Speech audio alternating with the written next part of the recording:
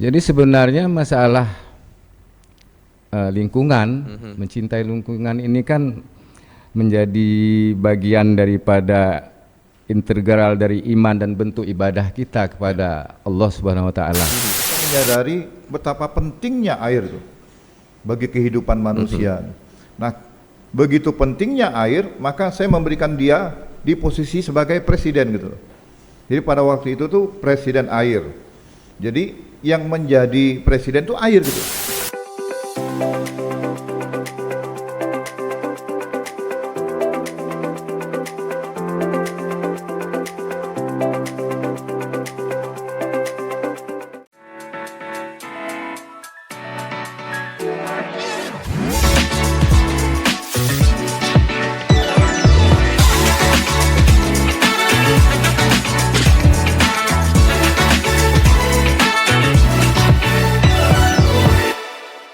Assalamualaikum warahmatullahi wabarakatuh.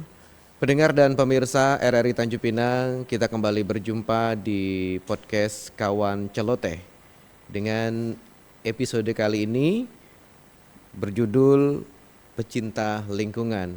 Bersama saya Ardian Huta Barat dan juga telah hadir di studio ya bersama dua kawan celoteh kita.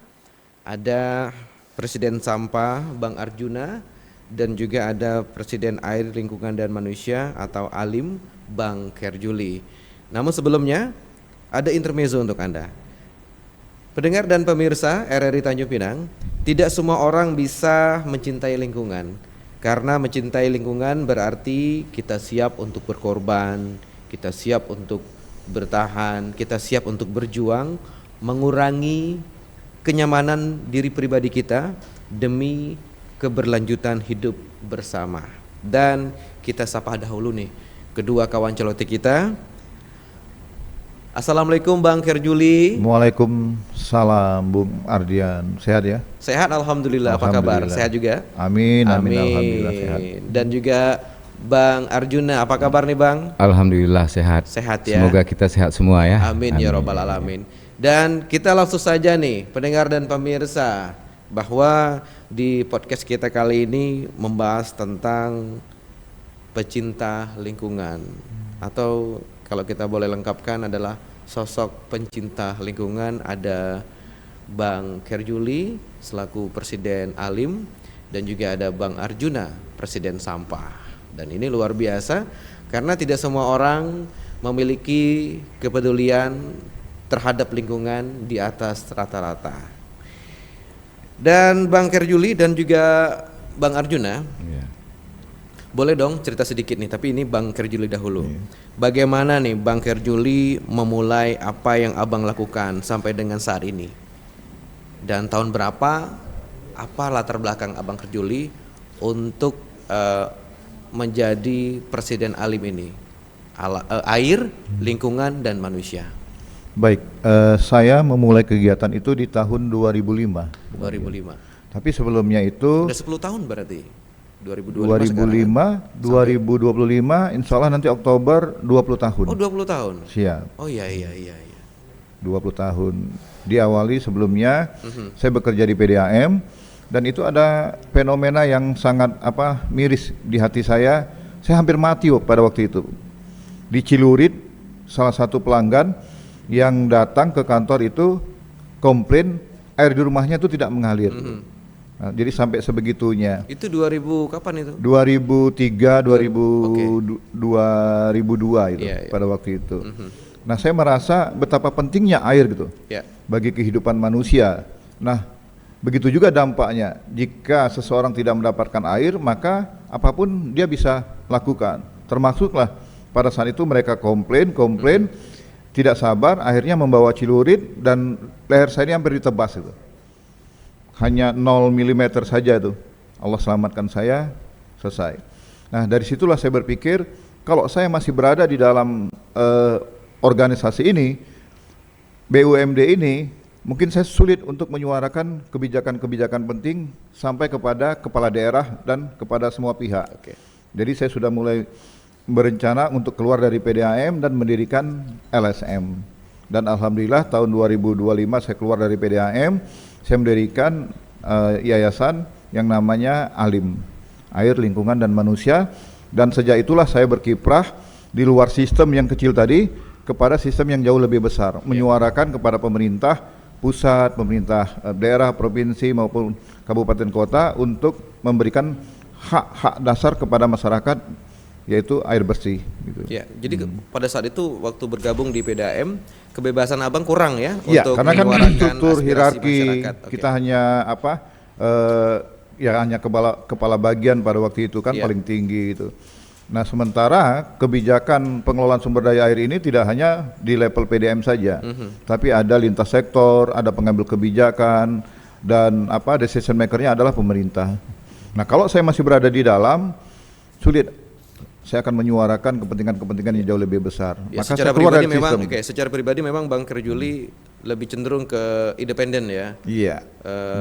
Maksudnya adalah lebih dapat waktu dan keluasannya itu memihak kepada masyarakat. Mungkin banyak masyarakat yang ingin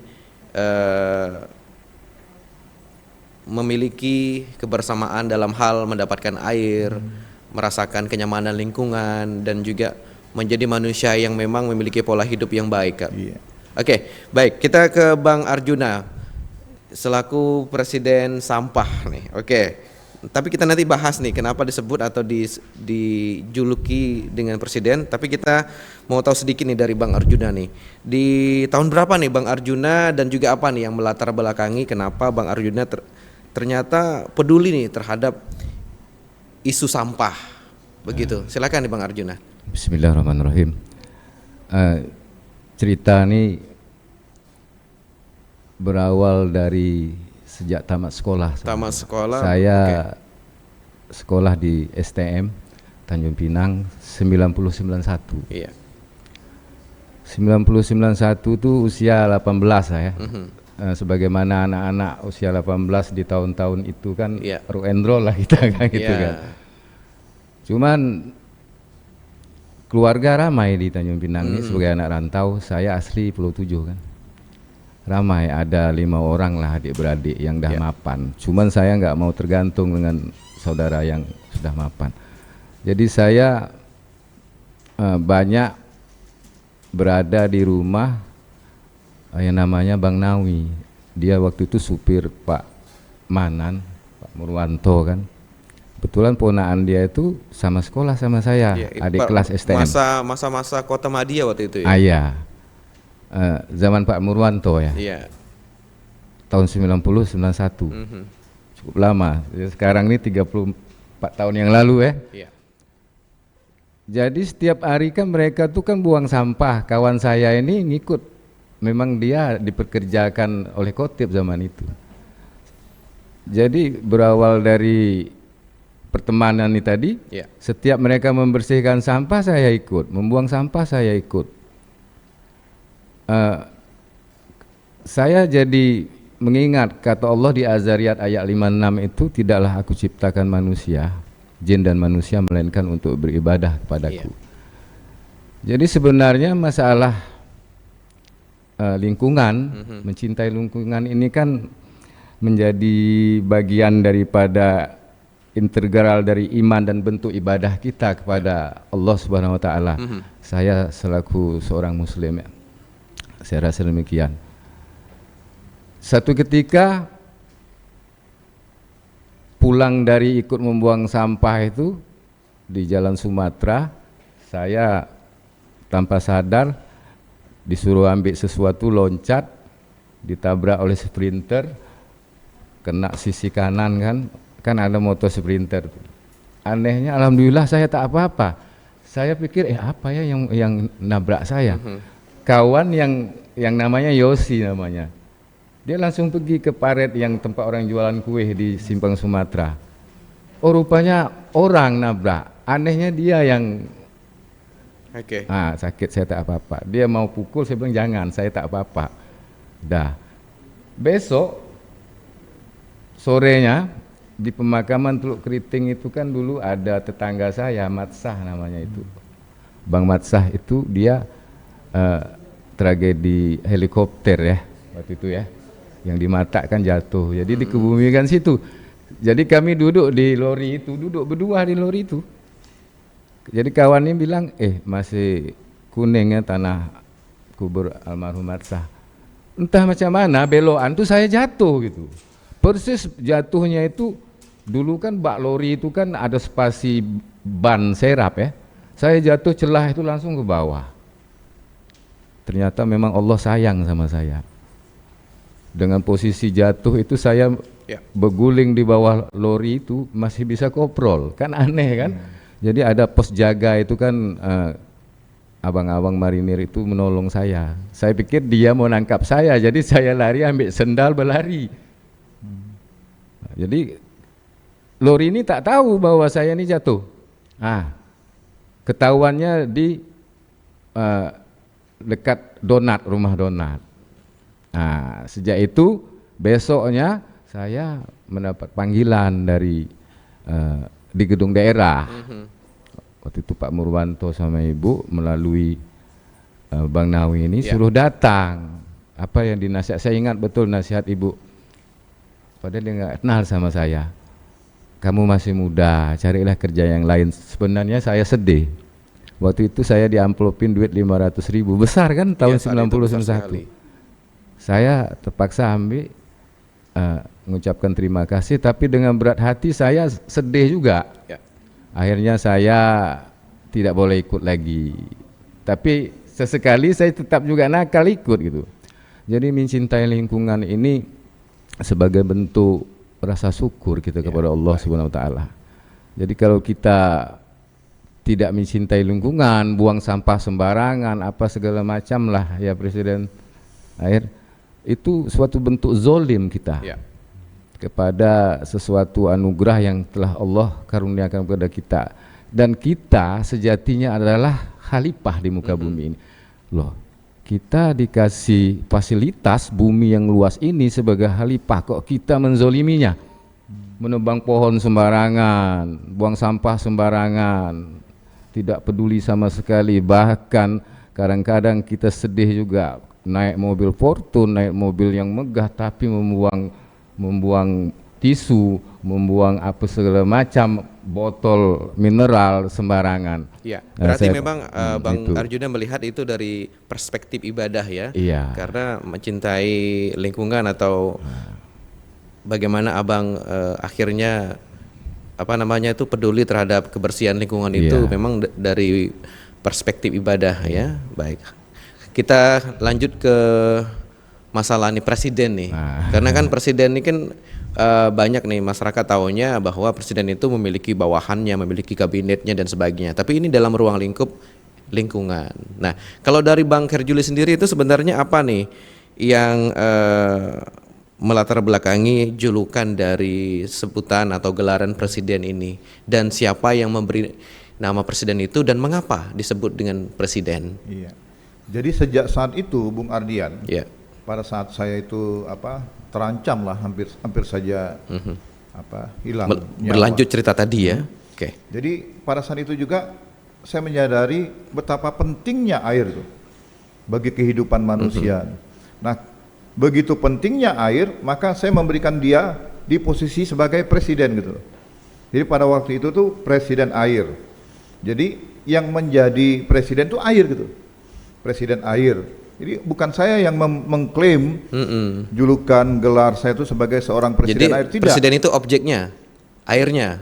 Airnya itu yang presiden. Jadi presiden air adalah presiden yang bila dikendalikan dengan baik maka dia akan memberikan manfaat kepada banyak orang. Artinya di situ ada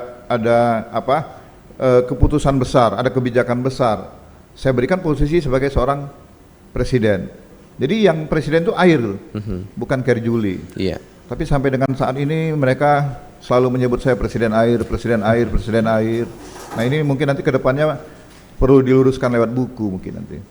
Bisa jadi. Saya sedang menulis sebuah buku kan di 20 tahun pengabdian ini, yang mudah-mudahan nanti bisa disampaikan kepada banyak orang. Berarti memang air, lingkungan, manusia itu memang kalau tadi Abang bilang mereka adalah presiden, berarti mereka yang harus kita muliakan, harus kita jaga, harus kita agung-agungkan begitu, bahwa itu merupakan hajat hidup orang banyak, terutama air ya. Ada lagi Bang Gerjuli mungkin itu jadi akhirnya nama presiden itu sampai dengan saat ini selalu ke saya jadinya, iya, bukan ke air gitu. Iya, maksudnya harusnya itu di objeknya ya, Iya, air itu ya, air itu air sebagai lingkungan seorang dan presiden oke. gitu. Posisinya yang penting itulah. Oke. Baik, ini sebagai klarifikasi ya dari Bang Gerjuli, pendengar dan pemirsa, bahwa presiden itu sebenarnya cenderungannya arahnya itu adalah ke air, Iya. ke lingkungan dan Betul. juga ke manusia itu sendiri ya. Karena dia setara kan. Ya. Setiap hari kita tuh membaca Alhamdulillahirabbil alamin, ya kan. Di situ ada puji syukur kehadirat Allah, Tuhan Maha Pencipta alam, sekalian alam gitu. Iya. Presiden itu adalah semestanya ya. Betul. Oke, baik. Kalau dari Bang Arjuna sendiri itu kenapa dipanggil presiden sampah dan sebenarnya apa nih yang melatar belakangi Abang akhirnya pun dijuluki atau digelarkan presiden? Jadi gini, waktu itu kan bukan waktu itu saja, mungkin sampai sekarang pun orang nggak akan mau lah dijuluki yang demikian. Iya. Jadi pada dekade itu tuh ada kawan memanggil, awak nih hobi kali ya kalau nengok sampah itu kayaknya gatal dengan awak pantas gelar presiden sampah aja lah awak nih gitu. Saya itu teman, rekan atau siapa tuh yang berstatement Teman. seperti itu? Teman. Oh, teman. Jadi saya pikir juga kembali rumah ya juga ya. Ini nggak perlu dilantik, nggak perlu ada kabinet Iya. gitu kan. Jadi kalau suatu saat nanti kita jadi ini jadi itu di lembaga kemasyarakatan, kita nggak gono gini lah, aku kan dah presiden kan gitu kan ceritanya. Iya, berarti memang gelar tersebut diberikan oleh masyarakat. Ini secara salah satu kawan, maksudnya iya. tuh secara bermasyarakat ya. Iya. Bukan secara resmi misalnya dinobatkan oleh gubernur misal tidak ya, tapi ini memang masyarakat pada umumnya gitu. Kalau Hulu Balang ya Hulu Balang. kita tergabung di dalam Hulu Balang, Datuk Hulu Balang Iya. Kepri 2016 ya. Alhamdulillah. Nah, kalau itu memang kita ditabal. Iya. Jadi gini, saya kan 15 tahun menjadi RT. 15 tahun menjadi RT sampai saya mengundurkan diri, tak mau lagi. Ya karena udah Jadi lama memang ya. kiprahnya suka. Kan Iya. daerah kami Teluk Keriting itu kan suka banjir nih. Ya, itu jadi Paret yang hampir 1000 meter agenda rutin itu tahunan kan, nggak kalau banjir rob itu atau banjir kita tetap akibat turun. hujan? Tetap turun Iya. karena paret yang hampir 1000 meter melintas dari Batu Hitam itu, Yosudarso itu sampai ke Teluk Keriting itu kan paret besar, itu sampah kan macam-macam tuh. Iya. Nah, jadi menjadi ada wadah ya. Iya. Tapi Allah menakdirkan pula saya yang tadinya sukarela di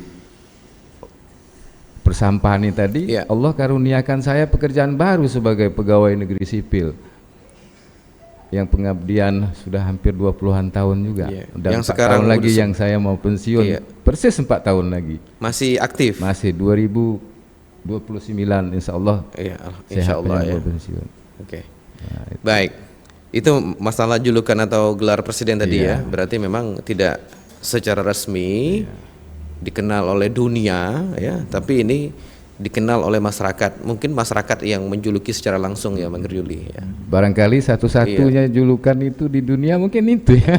Iya. Presiden Iya, air, ada presiden sampah, air, kan? ada presiden sampah. Biasa gitu kan ya. presiden direktur, presiden Republik A, Republik B. Iya. Belum lagi ada kata manajernya dan sebagainya ya. Jadi ada satu tokoh. Tapi kalau saya itu memang ingin memposisikan air itu sebagai presiden. Iya. Iya, berarti kalau Bang Gerjuli kan lebih ke objeknya yang menjadi Seperti presidennya. presiden SBY. Iya. SBY-nya yang presiden, Iya. presiden air. Airnya yang presiden. Iya, berarti presiden air, airnya yang presiden. Iya.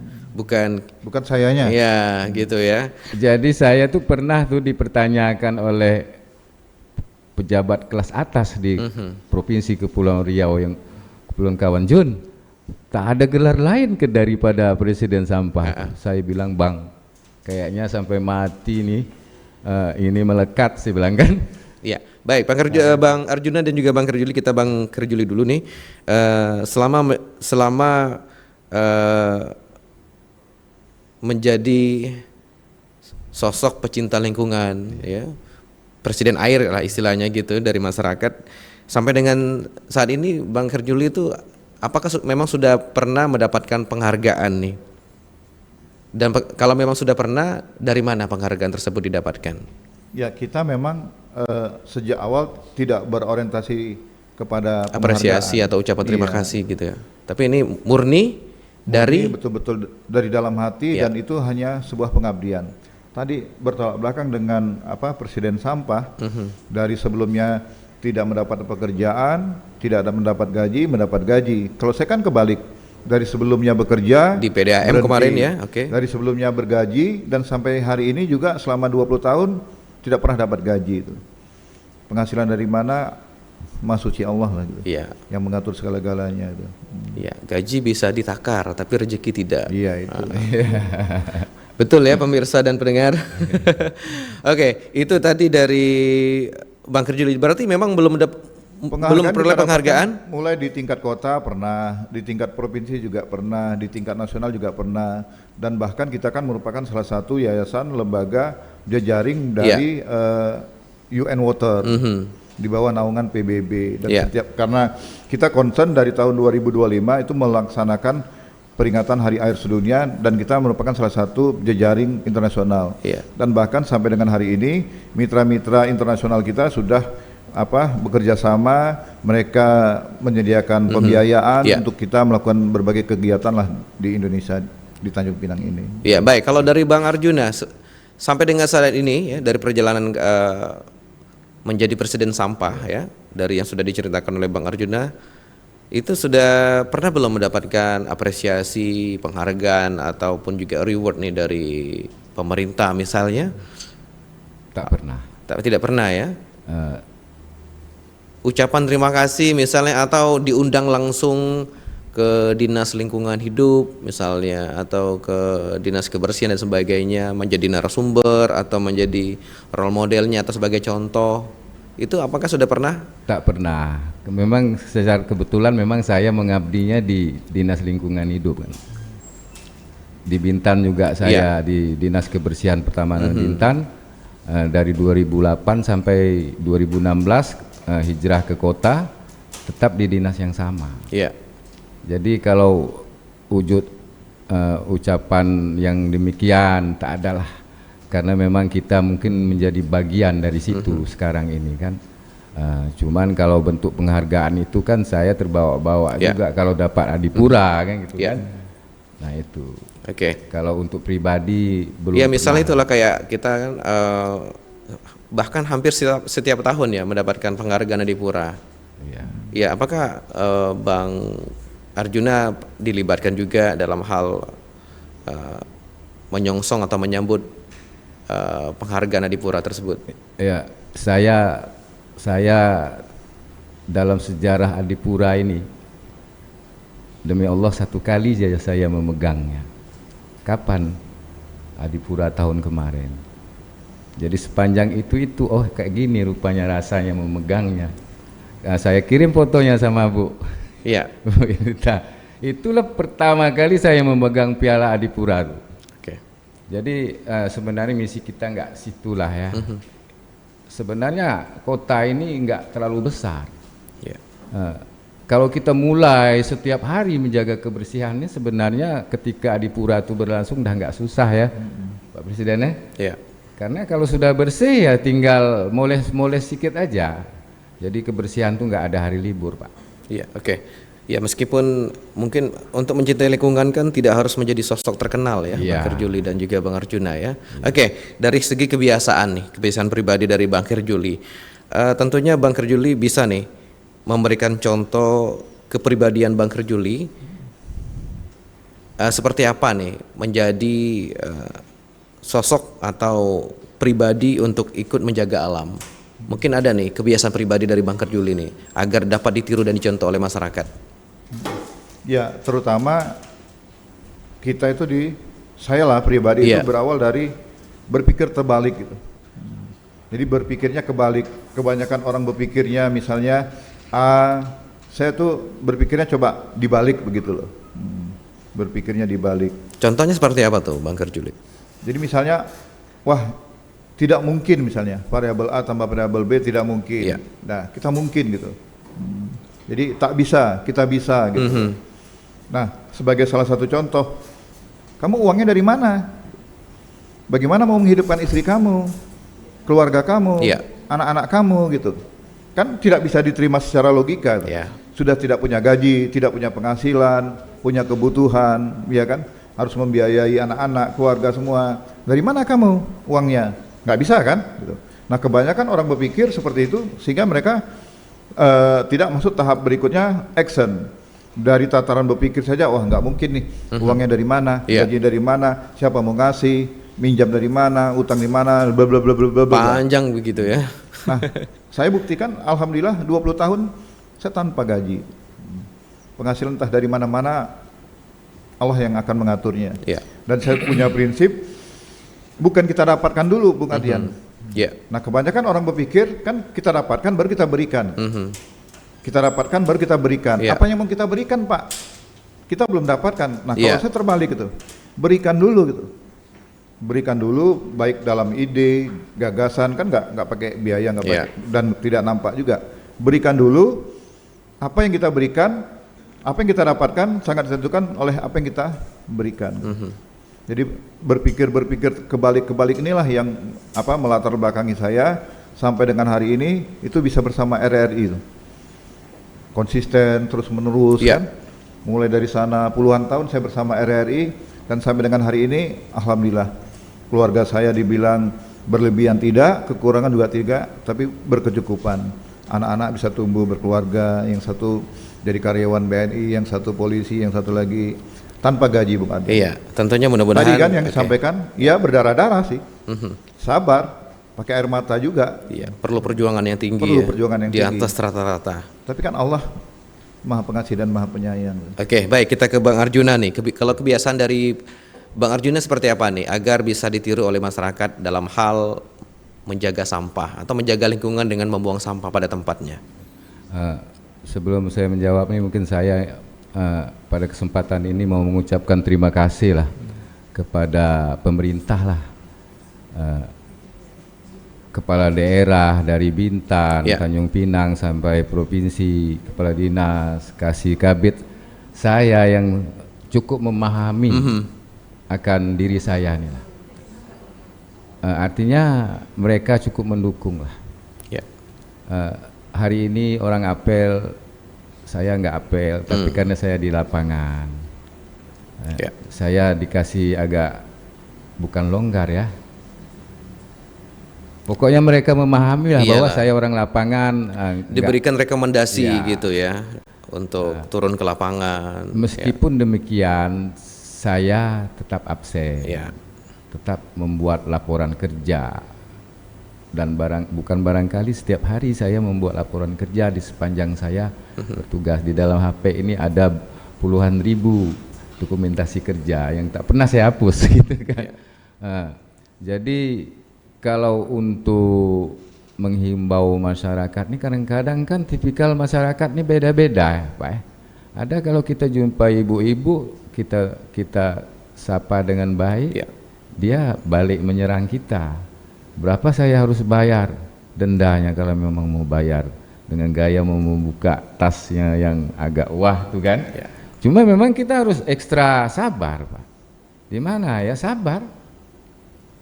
Kadang-kadang kita lagi membersih itu biasa, yang dalaman itu terlempar depan kita, yang dalaman yang nggak penting dinampak oleh orang ramai itu ya mau tak mau nggak mungkin pula kita ini ya sudah nggak pakai sarung tangan, pakai kayu masukin, kemas, buang. Itu cuman jadikanlah pekerjaan walaupun nampak hal kecil yang kita lakukan, tapi kalau kita sertakan dengan ikhlas itu lebih bermakna daripada hal besar yang kita lakukan tapi tanpa cinta gitu kan.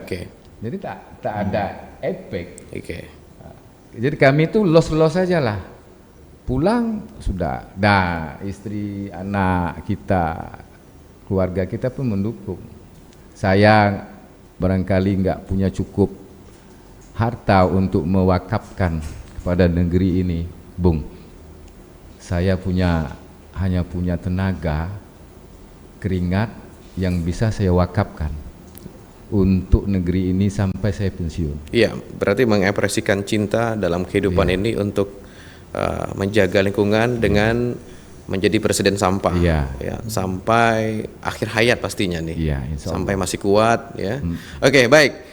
Kita sudah di pertanyaan terakhir nih, Bang Kerjuli dan juga Bang Arjuna di podcast kita kali ini, sosok pecinta lingkungan ya.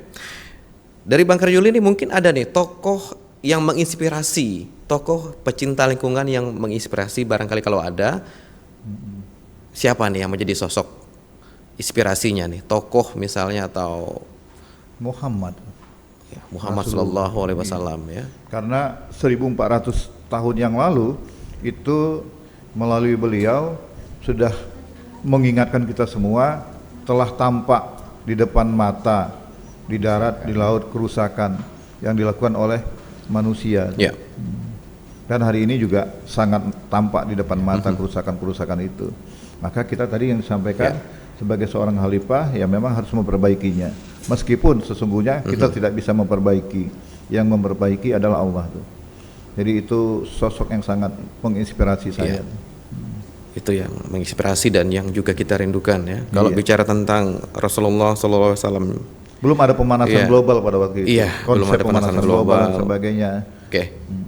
Saya tersentuh kalau menyebut nama Muhammad Sallallahu Alaihi Wasallam. Baik, kalau dari Bang Arjuna, siapa nih tokoh yang menginspirasi Bang Arjuna sampai dengan saat ini menjadi presiden sampah? Sama? Tetap Rasulullah. Tetap Rasulullah ya. Iya, tidak tergantikan. Oke, baik. Pendengar dan pemirsa RRI Tanjung Pinang, mencintai lingkungan bukan sekedar tren atau gaya hidup, tetapi sebuah komitmen jangka panjang yang seringkali sunyi dan tidak terlihat.